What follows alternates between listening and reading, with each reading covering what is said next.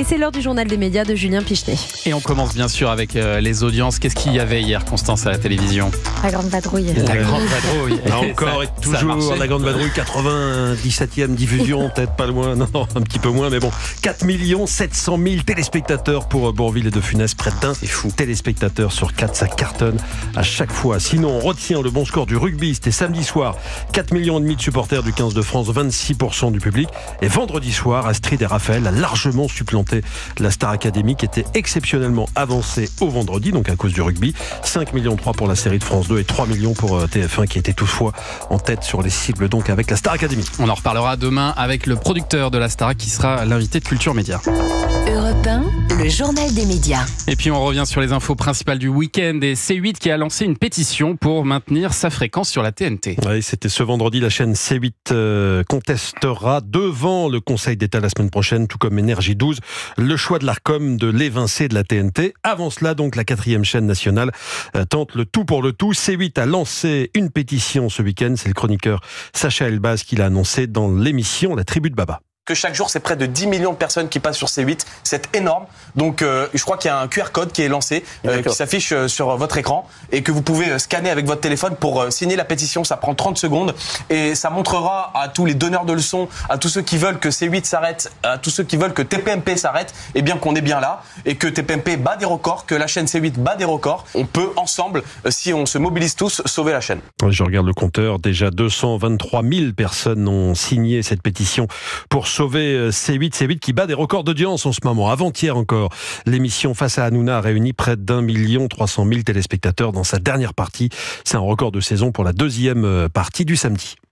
Et puis ça s'est passé également ce week-end. Une journaliste de DAZN a reçu un projectile au visage lors de la rencontre opposant l'OM à Auxerre. Oui, un incident extrêmement rare. L'Olympique de Marseille était mené de 3-0 au moment où Ambre Godillon, qui était au bord du terrain, a reçu un projectile sous son œil. D'après RMC Sport, elle n'était pas directement visée. Le projectile en question serait une cigarette électronique.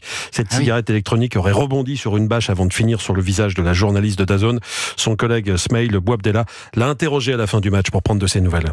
Ambre nous a retrouvés, on est très content que tu nous retrouves. Et une marque sous l'œil. On le dit en souriant, mais il n'y a rien de drôle dans ce qui s'est passé à la fin de la première période. Oui, en effet, un projectile reçu dans le visage, donc bon, je sais pas trop quoi dire en fait, Smaïl. Ouais, il n'y a pas grand-chose à dire, mais voilà, on voulait montrer cette image. Ouais, L'Olympique de Marseille a présenté ses excuses à la journaliste dans un communiqué et a expliqué condamner, je cite, fermement cet acte intolérable et indigne. DAZN, de son côté, entend prendre les mesures nécessaires, notamment judiciaires, pour garantir la sécurité de ses équipes.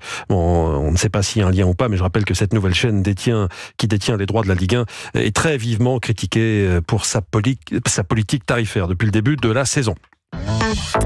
Et puis, forte concurrence en vue ce soir côté série, en particulier entre TF1 et Canal+. Ouais, sur TF1, donc lancement de la série Cat Size, une nouveauté inspirée donc de ce dessin animé japonais qui était diffusé tous les dimanches soirs sur FR3 à 18h55 à partir de 1986. C'était juste avant Benny Hill, souvenez-vous Thomas. Bien sûr. Rythmé quand même nos dimanches soirs. Thomas, il regardait Benny Hill, lui, plutôt. J'aimais bien, j'avoue. Constance Labbé, vous incarnez donc Cilia, la sœur aînée dans cette série. Vous êtes en quelque sorte la chef de famille. Il y a Alexia aussi, la Benjamine, et Tamara qui est incarnée par Camilou.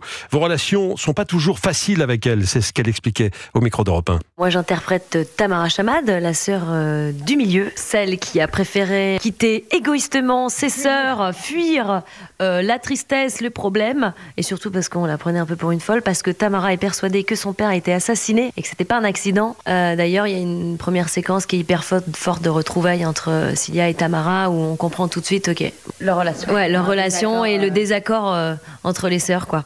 Ah, des désaccords, mais quand même une complicité au final.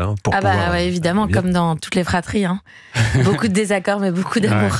Et face à Cat Size, Canal+ diffusera les 2 premiers épisodes de la saison 3 d'Hippocrate, un grand retour pour la série à succès de la chaîne cryptée qui revient après 3 ans d'absence. Sur France 2, ce sera la saison 4 de la série Les Invisibles.